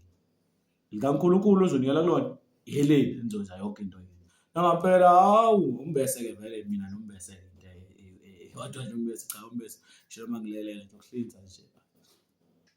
Hla sihlinza manje, sakhipha yonke into, sihlola isikhumba isikhumba kwayo emlilweni ngaphakathi kanjalo. Sitshela yonke into. Siqeda nje ukudla kwathiwa yazini, ngoba senenze kanje. Thathani amatshe, umuntu ahambe ayobeka entabeni phezulu ngokwey'fiso zakhe. Qoqa manje, thatha iy'ngozi zamanje, futhi uyay'phathela amatshe akhe. Sanyuka saya entabeni, safika sawabeka. Umuntu ey'nikelela, onjengomnikeleli ukukhipha imali emnikelo.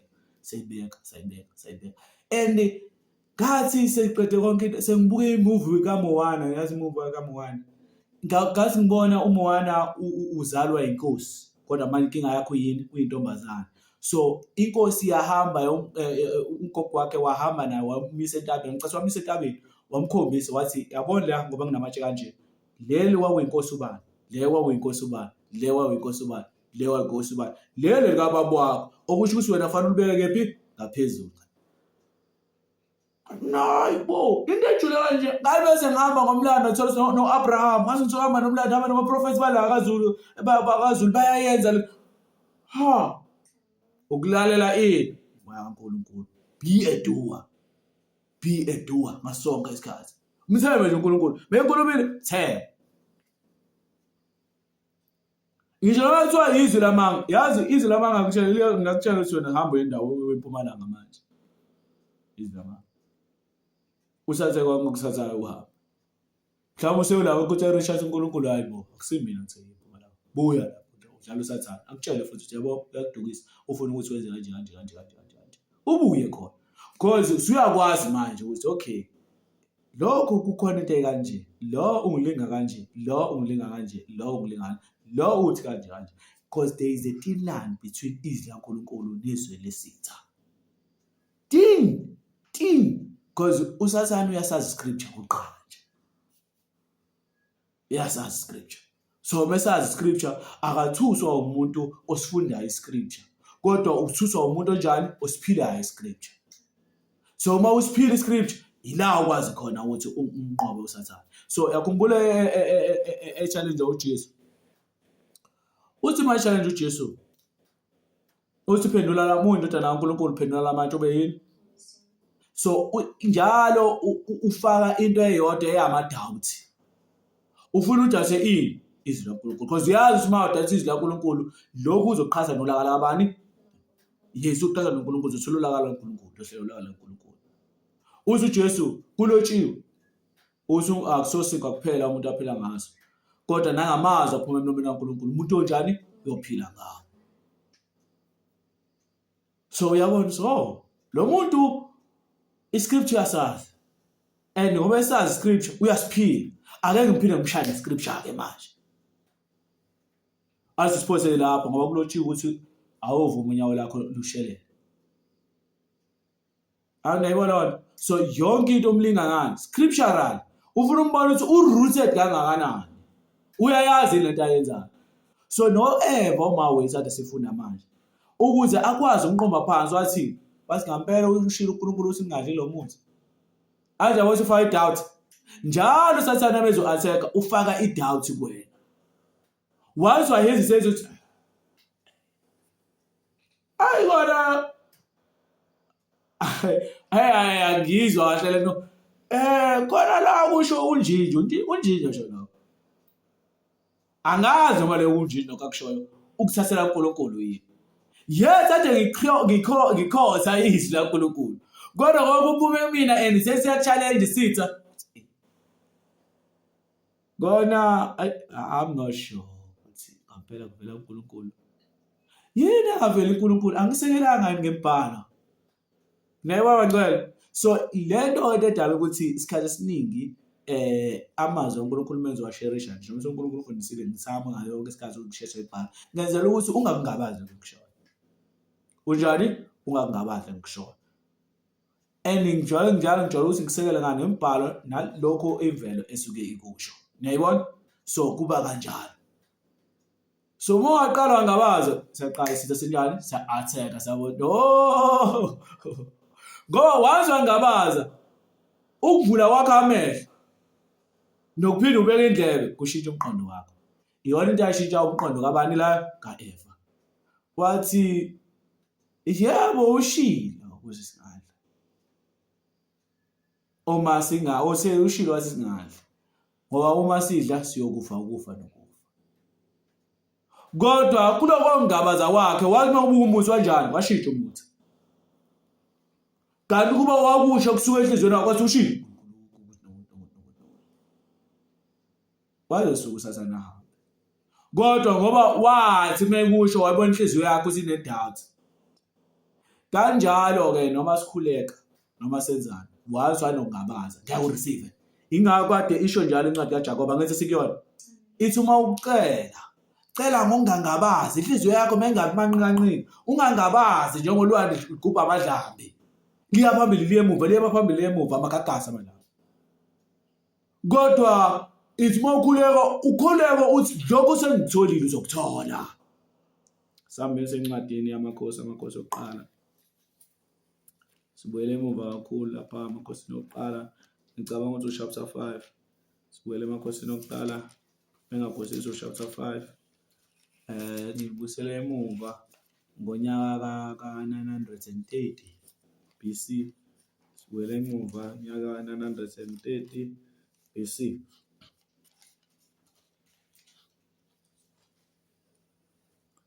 Lapha ihlosa khona sithi ukugana kwaSolomon chapter 3.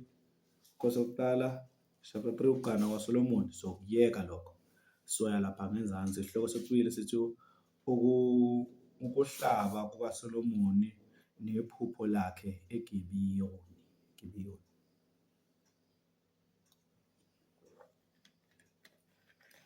Hawele kancane. Sifundeni. Cela ukuhlakanipha. Cela ini? Ukuhlakanipha. Sonke isihloko sethu. Cela ini? Ukuhlakanipha. Ungangabazi. Ngoba kuzokusiza. Naselingweni kuzonjani? Kuzokusiza. Ukuhlaba kukaSolomon nephupho lakhe. eGibiyoni. Okay, verse 4. Ukuhlaba kukaSolomon nephupho lakhe eGibiyoni. Verse 4. Inkosi yaya eGibiyoni ukuhlabela khona ngokuba kwakuyindawo ephakemeyo enkulu. uSolomon wanikela ngeminikelo yokushiswa eyizinkulungwane e-althari lelo. eGibiyoni uJehova wabonakala kuSolomon ngephupho ebusuku. uNkulunkulu wathi, cela lokho othanda ukuba ngikunike khona. uSolomon wathi wenzela inceku yakho uDavide ubaba umusa omkhulu njengokuhamba kwakhe phambi kwakho ngeqiniso nangokulunga nangobuqotho benhliziyo kuwe. Wagcinela futhi lowo musa omkhulu wamnika indodana ukuba ihlale esihlalweni sakhe sobukhosi njengokuba kunjalo namuhla. Yabona la wangcwele sibambe la ngifuna ukuthi nje ngikuvezele yabo oqala uSolomon uNkulunkulu ukhuluma noSolomon. Ngokukhuluma noSolomon uSolomon uyayazi iposition yakhe, uyayazi ukuthi ngoba emela ume ngomusa awuthole uNkulunkulu ngoyise wakhe uDavide. and uyazazi ukuthi ubani, ubekwe ngubani la, nguJehova. Ndoqala leyo ibhidleke yonke into ukuthi-ke lo uyazazi ukhuluma nobani and uyayazi faith and uyazazi ukuthi ubaba wakhe usebenze kanjani ukuze yena Solomon afumane umusa. Uthi ufumanele kanjani umusa? Uhambe ngokulunga nangobuqotho, uhambe ngeqiniso nangokulunga nangobuqotho benhliziyo kuwe ubaba wakhe lo. Ubaba wakhe unjengementor kuyena, uyonke into yakhe ubaba wakhe. Usengakhuleka athi baba, uNkulunkulu kaBaba uDavide, ngihawukela uJehova, ngihawukela. Ngoba ubaba wakhe ubekhonza bani? uNkulunkulu ophilayo. Wakwathi omunye umzalwane wami uBrenda Masondo wathi uma ingane yakho ingakakhuleki ithi uNkulunkulu kaBaba, awukakamkhombi uNkulunkulu kuyona, and nayo ayikamboni uNkulunkulu kuwena. Ngelinye ilanga indodakazi yami igula iphethwe i-asthma, ngifonele ngikhuluma noma wayo, asu isaxoxa nje ngeze ihoshozela yathi ikhwehlela, athi tshela ubaba ukuthi angithandazele ngiyagula. Yazi ngathi ngikhuleka injabulo ngaphakathi kimi uthi really indodakazi yami yazi ukuthi ukuphila kulele ukuthi ngikhulekele uJehova. Okusho ukuthi masikhulile wazi ukuthi mangifuna ukuphila nali ikhambi. Ngajabula. So bangcwele asibaveze usumveze uNkulunkulu ezinganeni zethu. Yes, manje zikwanzima zihlubuke nani sayingane azakaqondi ngokuphelele. Njengoba ke nathi sayingane sasiphila umathanda singabantwana bakaSathane bokulahlwa. Sishakadula senza yonke into esiphika nabaphikayo sibaya la siyama wipe silala sivuka silala sivuka silala sivuka silala sivuka. Si-indicate asiphinda si-indicate singena siphuma singena siphuma. Sibaleka. Sijaha futhi. Sibajaha futhi. Kodwa manje sesiyaqonda ukuthi uNkulunkulu lokho akakuthandi. Asihambeni ke siqhubeke naye lo muntu kaNkulunkulu. Wanika indodana ukuba ihlale ehlalweni sakhe sobukhosi njengokuba kunjalo namuhla. Verse 7. Sikwincwadi amakhosi yokuqala chapter 3 verse 7. Manje Jehova uNkulunkulu wami ubekile inceku yakho inkosi esikhundleni sikaDavide ubaba. Ngingumntwana omncane nje, angikwazi nokungena nokuphuma. Inceku yakho iphakathi kwabantu bakho obakhethileyo, isizwe esikhulu esingenakubalwa, kuthathwa umumo waso ngobuningi. Fanele phese abantu abayi millions and millions, and labantu ngoba be millions and millions uyinkosi yabo. And now see uyinkosi yabantu aba-ordinary nje, abantu abanomali. Kufana nokushumayela ebandleni elimaziyo uNkulunkulu nokuma phambi kwabangcwele. Mina ngiyathanda uma ngime phambi kwabangcwele okwami lokho ukuze ngiguqe, hlezi ngiguqile isikhathi. Ubona inhloso ezishawa 3 hours nanana ngiguqile, hlezi nginjani ngiguqile. Ngirespecta abangcwele abakhona. La ebandleni abantu bayakwazi ukuhlala ehlalweni, sihlala ehlalweni kanjani njalo.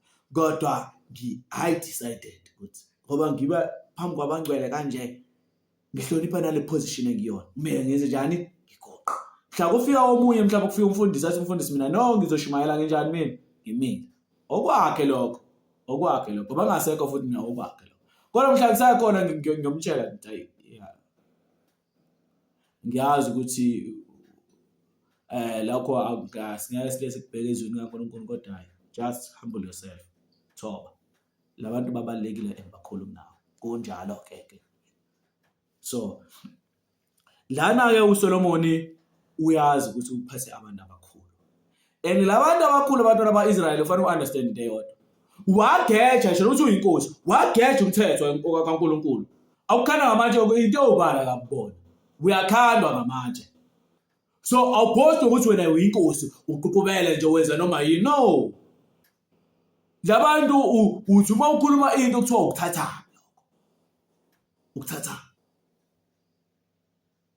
Mewazala ukuthi ukuthatha kwi-cabinet yakho ababonisi bakho. Ukhandwa ngamatshe nababonisi bakho. Nenzalo yakho on top of that. Akusali lutho endlini yakho. So konke lokhu kufanele ukucela kubani? Yes, nami ngaba umpriest manje. Kodwa mangenzi kahle ngokuphucwa. Kuphucwe nje nanendlamo. Njengoba kwenziwa ku-Eli nakumadodana kabani? Kwaqedwa nje nangayo Eli. Njalo bacela siqhubekele. Verse 9.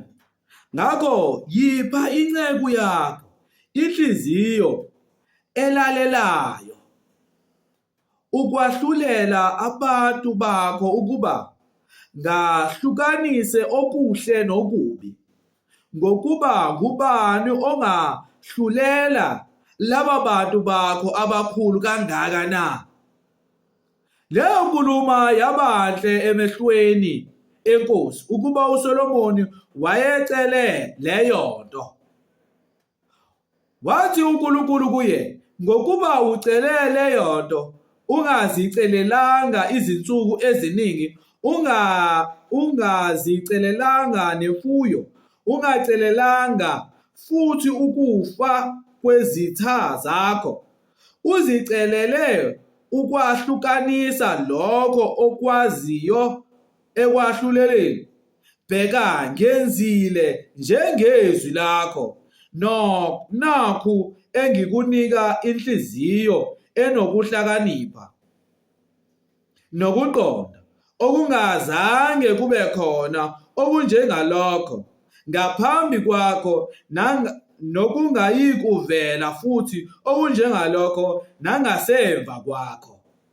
Ngikunika futhi nalokhu okungakucelanga, imfuyo nodumo, ngangokuba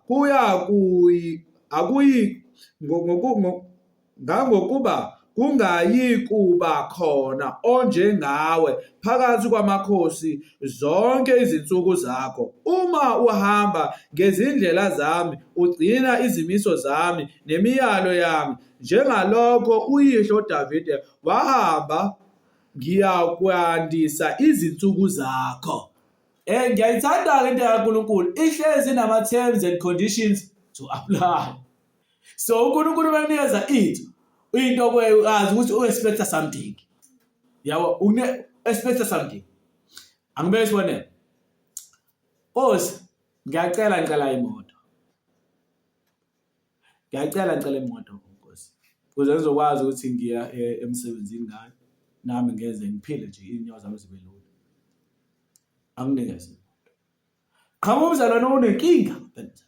Nginenkinga mzalwane kumele wenze njani? Serve ngaleyo moto. Uba le moto akusiyona yakhe yabani? uNkulunkulu ubolekile yona. And we must know yonke into oyinayo ubolekiwe kuyona. Ngoba uma wageja umthetho nomyalo kaNkulunkulu, iyathatha leyo. So ubolekiwe yona. Angiphindi. Into onayo unjani? Ubolekiwe yona. Kanjalo kunalo mzimba okuwona. Ubolekiwe wona umphefumulo kaNkulunkulu. Mase ufuna nje ufuna. Niyayibona lona? So yonke into fanele uyenze ngendlela umthetho kaNkulunkulu ohamba ngayo uzokwazi ukuba right.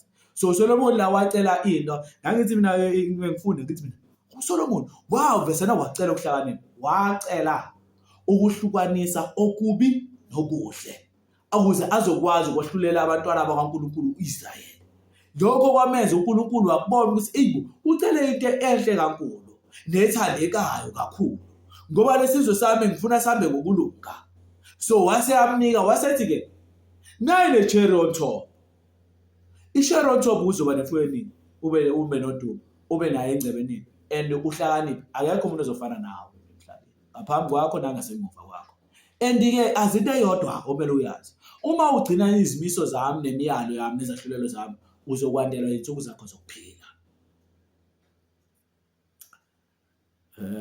Kukhona isiprofetho esinzima kakhulu ke ngasikhuluma ey'nsukwini. Sekwencwadi kaDaniel. Sithi ubusisiwe olonda ukuthi ubusisiwe olonda ukuphila kwakhe aze afike eminyakeni eyizinkulungwane ezifike ensukwini eminyakeni engaka eyinkulungwane eminyakeni eyi-1260 impela uthi ubusisiwe ozilondayo olonda ukuphila kwakhe oze kufike eminyakeni eyi-1260 usengikhohliwe leya chapter siyiphi leya chapter leya kaDaniel ngelinye ilanga so sihlale kuyona sibheke ukuthi how come wena urishe lezi minyaka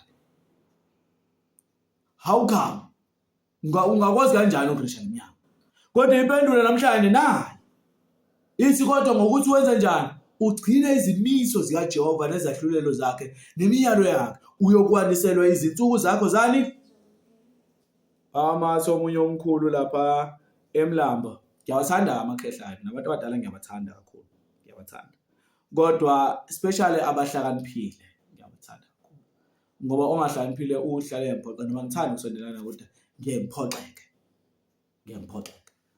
so ngihlalele lekhehla liyayiphuzela le khehla liphuzela izulu njalo ngibona lasemlamba lembiza ngohanqa awuhanqalanga njani hleze imbiza ngohanqa so ngibuze mkhulu uneminyaka ngakhe ngicabanga ukuthi siwazi 2018 mangaphosisi or 2020 I think it's 2018 wathi ngayigcina ngina 84 hawo mkhulu akatondolozela wayigcinela 84 usakhona nabasha so ngithi mina wayigcina 24 una 84 uthi ngagcina ngina 84 yingazame ezazi ukuthi nginyeke ngakhe mina yathi akhumbula kodwa ngikhumbula akagcina nginobani 84 wakuze umnaka endlela uyaqoqa ngayo ingane zakhe zamnakekela kakhulu nakekela qoqa ama-brand futhi uqoqa uzi yabo qoqa nama-brand so ngithi mina mkhulu yini imfihlo yakho so babefikile ekhaya befikile nje babephuza umama wegayizolo so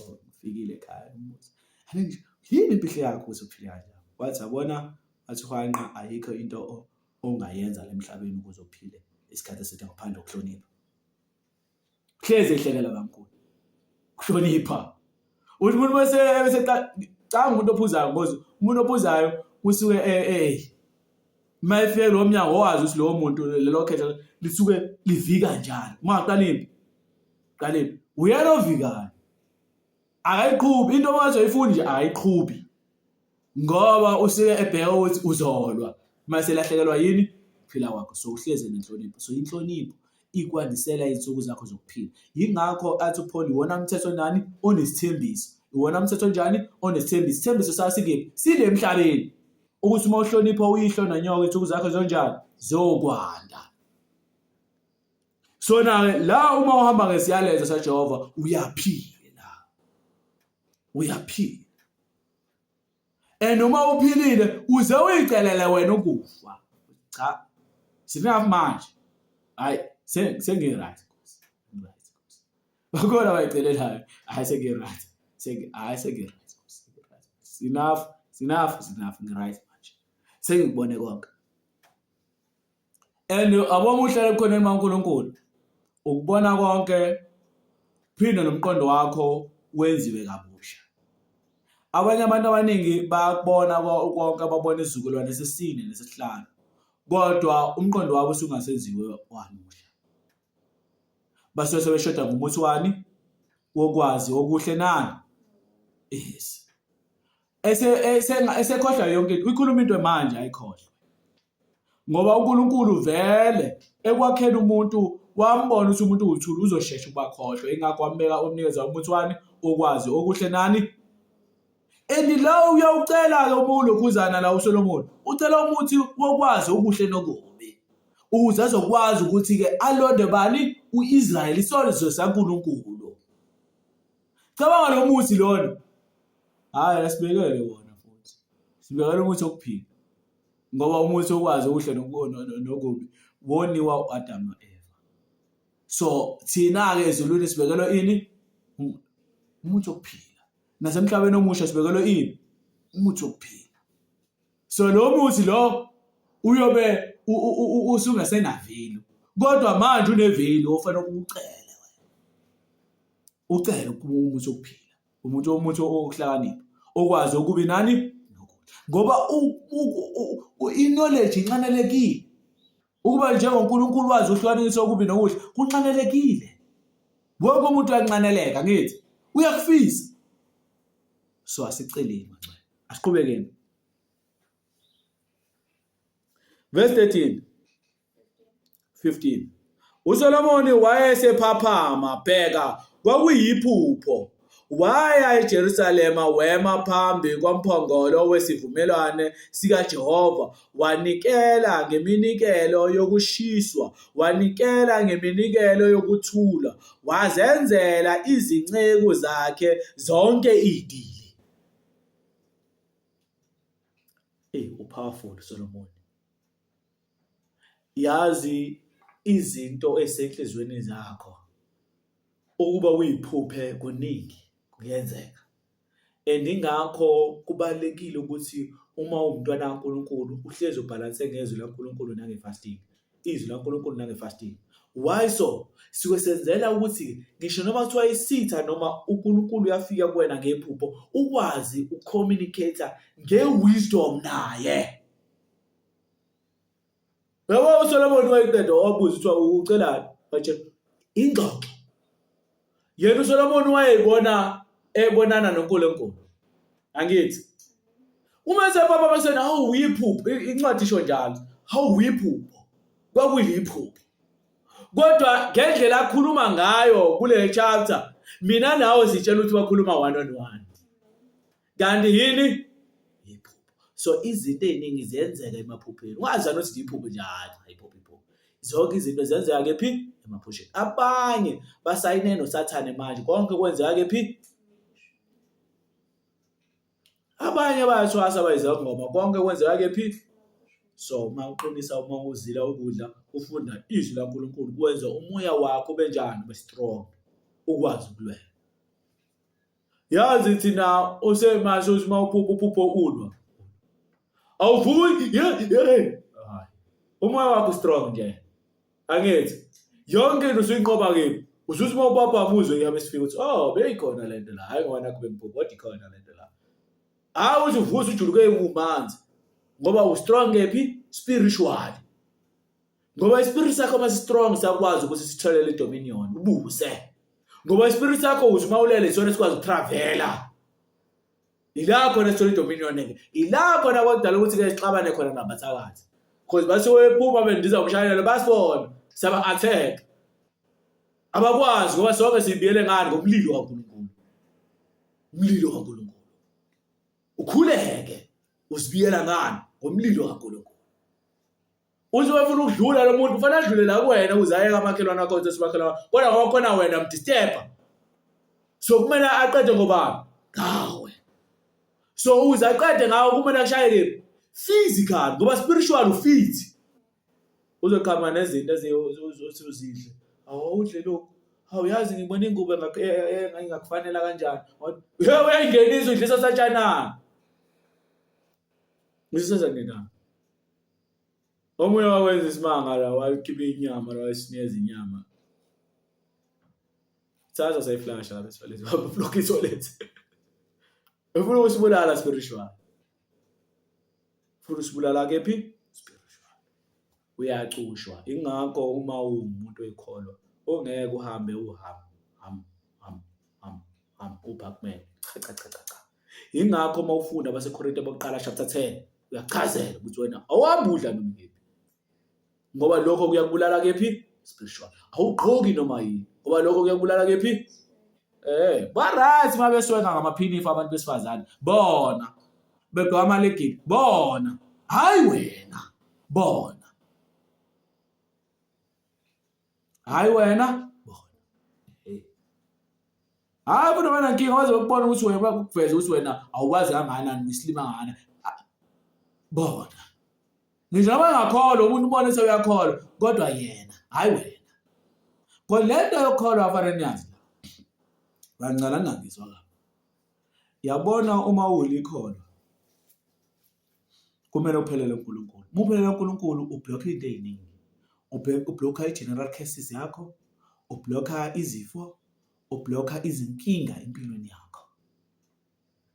Wenza njalo. Kodwa ubungahambi ngokulunga, u-invite iy'nkinga kephi empilweni yakho. Uma ungayehla nje la ncwadi ethi siyifunda kaJakobe 1, uthi-ke ningathi ngilingwa uNkulunkulu. uNkulunkulu alingi njani? Alingi umuntu. Izinkanuko zenu. Because izinkanuko zethu siyakwazi ukuthi si-invite umsindo ey'mpilweni zethu. Ngenxa yezinkanuko zethu. Siyasi-invite. Mase si-invite sesilingiwe. Hayi lingu, hayi. Kanti wena osuke iposition uNkulunkulu akubeke yona, wasu-invite wavula ipothole noma wavula umnyango ukuba isathane kanjani? Angene. Ithina simfaka isathane. Ngabe umfaka ngokugqoka, ngabe umfaka ngani, kodwa invite wena ngaphakathi. And mase efikile uzobuza. Asiqhubekeni-ke kancane. Ukuhlakanipha kwaSolomoni ekwahluleleni. So usecelile wamukeliswa bona. Asimbona ukuthi wamukeliswa ngempela yini. Ngoba ngishilo ngathi mina uma usucela ukuhlakanipha ekulingweni nasevivinyweni uyokwazi ukuthi ume useklishe kanjani. Ngoba uyobunani une-wisdom. Ngoba uhlezi hlomile with the arm of God. Basho kanjani? Isikhali zani samaKristu. So ekuhluphe wena nokhuthazela kovela abani ekukhuthazekeni kwakho? Kovela uNkulunkulu. Siqhubekeni. Khona kwafika enkosini abesifazane ababili ababeyizifebe. Bema phambi kwayo. Omunye wesifazane wathi enkosini, mina nalowo wesifazane sihlala endlininye. Ngabeletha